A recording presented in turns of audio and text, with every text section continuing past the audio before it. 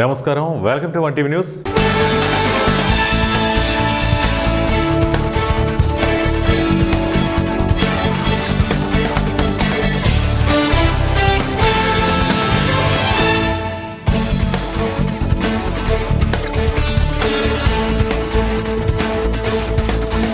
Nalgonda DCC అధ్యక్షుడిగా కైలాష్ నేతకు అవకాశం కల్పించడాన్ని OU JAC నాయకులుగా స్వాగతిస్తున్నామని ఓయూ జేఏసీ చైర్మన్ బాలకృష్ణ నేత తెలిపారు. ఈ మేరకు ఉస్మానియా యూనివర్సిటీలోని ఆర్ట్స్ కళాశాల వద్ద కార్యక్రమం చేపట్టారు. ఈ సందర్భంగా బాలకృష్ణ నేత మాట్లాడుతూ పున్నా కైలాష్ నేత నియామకాన్ని జీర్ణించుకోలేని కొందరు నాయకులు ఆయనపై తప్పుడు ఆరోపణలు చేస్తూ కాంగ్రెస్ అధిష్టానానికి తప్పుడు లేఖలు రాస్తున్నారని మండిపడ్డారు. తక్షణమే ఆ నాయకులు లేఖలను ఉపసంహరించుకోవాలని డిమాండ్ చేశారు. బీసీ నేతకు అవకాశం రావటాన్ని కొందరు అగ్రనాయకులు అక్కసు బెల్లగక్కడం సరికాదన్నారు. కేవలం అగ్రకుల నాయకులు ఓట్లు వేస్తేనే కాంగ్రెస్ పార్టీ అధికారంలోకి వచ్చిందా అంటూ ప్రశ్నించారు. వాళ్ళు జీర్ణించుకోలేకపోతా ఉన్నారు. దానికి సంబంధించినటువంటి పాతది ఎప్పటిదో ఉన్నటువంటి ఒక వీడియోను ఇప్పుడు వైరల్ చేస్తూ ఆయన యొక్క మానసికంగా రాజకీయంగా దెబ్బతీయాలని చెప్పి ప్రయత్నం చేస్తూ ఉన్నారు. వాళ్ళ అనుచరులకు ఇవ్వలేదని చెప్పి, వాళ్ళ మాట చెల్లుబాటు కాలేదని చెప్పి, వాళ్ళకు మాత్రమే ఇవ్వాలని చెప్పేసి నిన్న జరిగినటువంటి కార్యక్రమంలో ఒక లేఖ హైకమాండ్కు రాయడం జరిగింది. మేము ప్రశ్నిస్తా ఉన్నాము, బీసీలకు ఓట్లు మీకు అవసరం లేదా? బీసీలు మీకు మద్దతు ఇవ్వందే ఇన్ని రోజులు ఇన్ని ఎలక్షన్లలో గెలుపొందిర్రా, ఇన్నిసార్లు ఇన్ని మంత్రి పదవులు చేపట్టిర్రా? బీసీలు లేనిది పద్మశాలీలు కానీ, బీసీలు కానీ, గౌడ్లు కానీ, ముదిరాజులు కానీ, యాదవులు కానీ, బీసీలు మేము ఉన్నది 52% బీసీలో ఉన్నాము. నల్గొండ జిల్లాలో ముఖ్యంగా మునుగోడు కాన్స్టిట్యున్సీలో నల్గొండ జిల్లాలో 52% పైన ఉన్నటువంటి బీసీలో మేము ఇవాళ రాక ఒక పదవి ఎన్నడూ కూడా నల్గొండ జిల్లాలో ఏ రోజు కూడా ఒక పదవి బీసీలకు రాలేదు. ఈ రోజు బీసీలకు ఒక పదవి వచ్చింది. మీరు ఎందుకు అక్కస్తును వెలగకపోతా ఉన్నారు? జీర్ణించుకోలేకపోతా ఉన్నారు? మీరు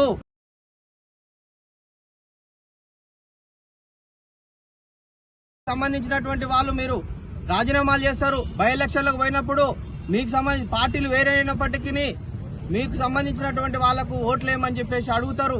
ఒక పార్టీలో ఉండి ఆ పార్టీకి ద్రోహం చేస్తారు, వెన్నుపోటు పొడుస్తారు, నమ్మక ద్రోహం చేస్తారు.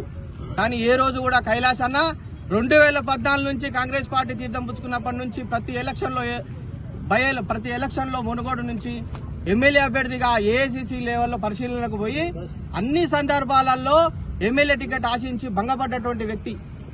పార్టీ అధిష్టానం ఏ పాత్ర ఇచ్చినా, అధికార ప్రతినిధిగా, రాష్ట్ర ప్రధాన కార్యదర్శిగా ఏ పాత్ర ఇచ్చినా అహర్నిశలు తిండి లేక తిప్పలు లేక అహర్నిశలు డిబేట్లలో పాల్గొంటూ పార్టీని, జెండాని, నాయకత్వాన్ని ఎత్తుకున్నటువంటి మహోన్నతమైనటువంటి ఒక బీసీ బిడ్డ.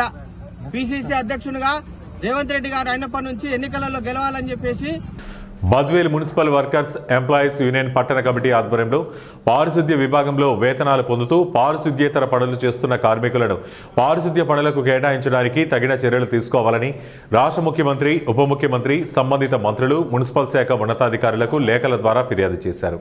ఈ సందర్భంగా యూనియన్ ప్రధాన కార్యదర్శి కె నాగేంద్రబాబు మాట్లాడుతూ బద్వేల్ పురపాలక సంఘంగా ఏర్పడి దాదాపు 19 సంవత్సరాలు అవుతోందని, పురపాలక సంఘ పరిధిలో దాదాపు 1,00,000కు పైబడి జనాభా నివసిస్తున్నారని, పురపాలక సంఘం పారిశుద్ధ్య పనుల నిర్వహణకు ప్రస్తుతం రెగ్యులర్ కార్మికులు 9 మంది, అవుట్సోర్సింగ్ ఆఫ్కాస్ కార్మికులు 75 మందికి గాను 3 మరణించగా ఒకరు పదవీ విరమణ పొందగా ప్రస్తుతం 71 మంది, కోవిడ్-19 అదనపు కార్మికులు 22 మంది, ప్రత్యేక పారిశుద్ధ్య పనుల నిర్వహణకై అదనపు కార్మికులు 25 మంది, మొత్తం 127 మంది పారిశుద్ధ్య విభాగంలో వేతనాలు పొందుతున్నారని, 22 మంది వార్డు పారిశుద్ధ్య మరియు పర్యావరణ కార్యదర్శులు మరియు ఒక రెగ్యులర్ పారిశుద్ధ్య మేస్త్రి నిరంతరం పారిశుద్ధ్య పనులపై పర్యవేక్షణ చేస్తున్నప్పటికీ వారు సరిపోరన్నట్లు 4 ఆఫ్కాస్ పారిశుద్ధ్య విభాగ కార్మికుల్ని మేస్త్రీలుగా నియమించి మాపై పర్యవేక్షణ చేస్తున్నారని, ఒక కార్మికుని ఆర్డీఓ కార్యాలయంలో స్వీపర్గా నియమించారని, 2 నైట్ వాచ్మెన్లుగా కోర్టు, మున్సిపల్ అధికారులు, స్థానిక ప్రజాప్రతినిధులు వ్యక్తిగత మరియు ఇళ్లలో పనులు చేయించుకోవడంతో రాష్ట్ర ప్రభుత్వం ప్రతిష్టాత్మకంగా చేపట్టిన స్వచ్ఛాంధ్ర కార్యక్రమానికి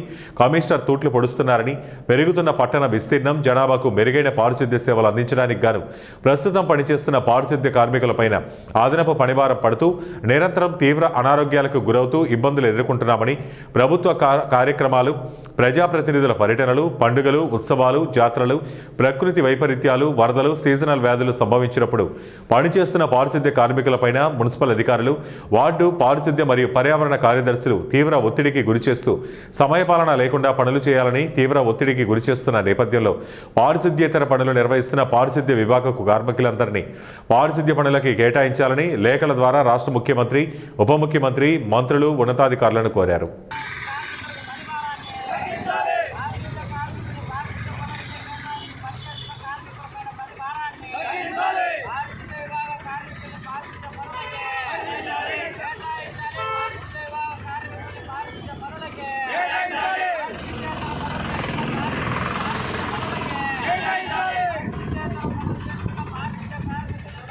విజయనగరం జెడ్పీ కార్యాలయం ఆవరణంలో ఉన్న భారత రాజ్యాంగ పితామహుడు డాక్టర్ బిఆర్ అంబేద్కర్ విగ్రహానికి విజయనగరం జిల్లా పరిషత్ చైర్మన్, వైఎస్ఆర్సీపీ జిల్లా పార్టీ అధ్యక్షులు, భీమిలి నియోజకవర్గ సమన్వయకర్త మజ్జి శ్రీనివాసరావు పూలమాల వేసి ఘన నివాళులర్పించి రాజ్యాంగ ప్రతిజ్ఞ చేశారు. ఈ సందర్భంగా మాట్లాడుతూ మన దేశ ప్రజలు తమ కోసం రాజ్యాంగాన్ని 1949లో తమకు తాము సమర్పించుకున్న నవంబర్ 26 మన రాజ్యాంగం దాదాపు 80 దేశాల రాజ్యాంగాలను అధ్యయనం చేశాక తయారైందన్నారు.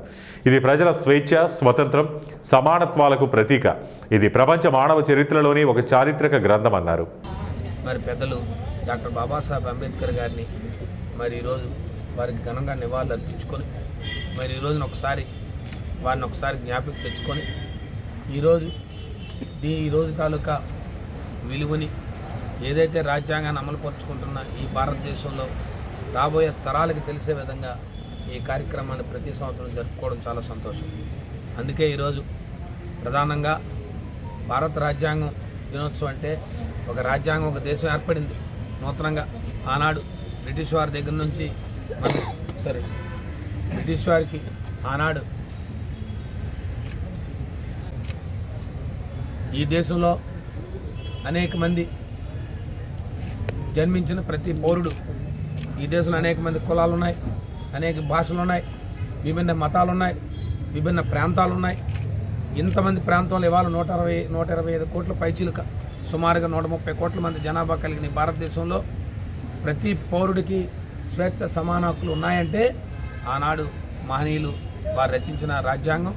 ఈ రాజ్యాంగాన్ని మీరు అమలుపరుచుకోండి, ఈ రాజ్యాంగం ద్వారానే మీరు పరిపాలన చేయండి, ఈ రాజ్యాంగం ద్వారానే మీ విధులు నిర్వర్తించండి అని చెప్పి ప్రతి ఒక్క వర్గానికి, ప్రతి పౌరుడికి ఏ రకంగా నివసించాలి, ఈ రాజ్యాంగం అమలుపరచాలో పొందుపరిచారు. కాబట్టి ఈ దేశంలో అనేక దేశాల్లో ఒక కార్యాచరణ లేక మన పొరుగు దేశాలు అనేక ఇబ్బందులు పడుతున్నప్పుడు కూడా భారతదేశం ప్రపంచంలోనే మేటిగా ఉందంటే ఈ భారతదేశంలో ఏ దేశంలో ఉన్న పౌరుడైనా వచ్చి ఏ దేశ పౌరుడైనా వచ్చి ఈ భారతదేశంలో నివసించగలుగుతున్నాడంటే ఈరోజు మనం రచించుకున్న రాజ్యాంగం. ఆ రాజ్యాంగ విధులు ఎప్పుడూ కూడా దానికి ఆటంకం కలగకుండా ఏర్పడిన ప్రభుత్వాలు కానీ, లేదా ఆ పని చేస్తూ విధులు నిర్వర్తిస్తున్న ఉద్యోగస్తులు కానీ, ఉన్నత స్థాయిలో ఉన్న పదవులు కానీ, లేదా ప్రజాప్రతినిధులు కానీ ప్రతి ఒక్కరూ కూడా రాజ్యాంగబద్ధంగానే పనిచేస్తూ పోతూనే దానికి ఒక కార్యాచరణ ముందుకెళ్తుంది. కాబట్టే మన అభివృద్ధి పదంలో ముందుకు పోతాం.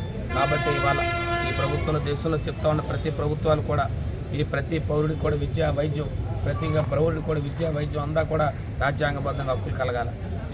ప్రతి పౌరుడు, ఎన్నికైన ప్రభుత్వాలు ఈ దేశంలో ఉన్న ప్రతి రాష్ట్రంలో పుట్టే పౌరుడికి కూడా సమానమైన హక్కులు రాజ్యాంగబద్ధంగా కలగాల. ఇదే ఈ రాజ్యాంగం మనకు కల్పించింది. ఖచ్చితంగా దాన్ని అమలుపరిచే దిశగా మేము అందరం పోతా ఉన్నాం. ఖచ్చితంగా ఈ రాజ్యాంగం ఏదైతే దినోత్సవం ఉందో దీన్ని ఎప్పుడు కూడా ప్రతి సంవత్సరం జరుపుకుంటూ ఈ వచ్చే సంవత్సరం కాలం నాటికి ఎక్కడా కూడా రాజ్యాంగం భిన్నంగా చేయకుండా, రాజ్యాంగాన్ని అమలుపరుచుకుంటూ ఎక్కడా కూడా ఇబ్బంది కలగకుండా ప్రతి పౌరుడికి రాజ్యాంగం తాలూకు విలువల్ని, హక్కుల్ని సమాన హక్కు. కర్నూలు జిల్లా మద్దికేర మండలం మద్దికేర గ్రామంలో వెలసిన శ్రీ సుబ్రహ్మణ్యేశ్వర స్వామి యొక్క షష్ఠి ఉత్సవాలు, అభిషేకాలు, హోమాలు ఉత్సవమూర్తులకు జరిగాయి.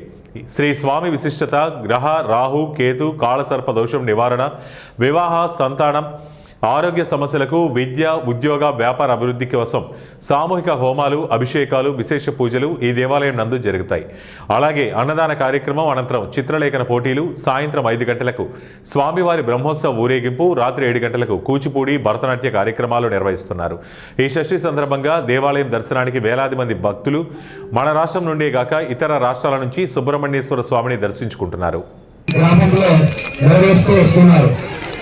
ఈనాటి రోజున ప్రధానంగా స్వామివారికి అభిషేక కార్యక్రమము, కలశస్థాపనము, అలాగే గణపతి హోమము నిన్న ఉదయం ప్రాతకాలమున ఈ యొక్క కార్యక్రమాలు జరిగినాయి. ఈరోజు స్వామి సుబ్రహ్మణ్యేశ్వర పర్వదినంగా పురస్కరించుకొని సామూహిక హోమ కార్యక్రమం నిర్వహించడం జరిగింది.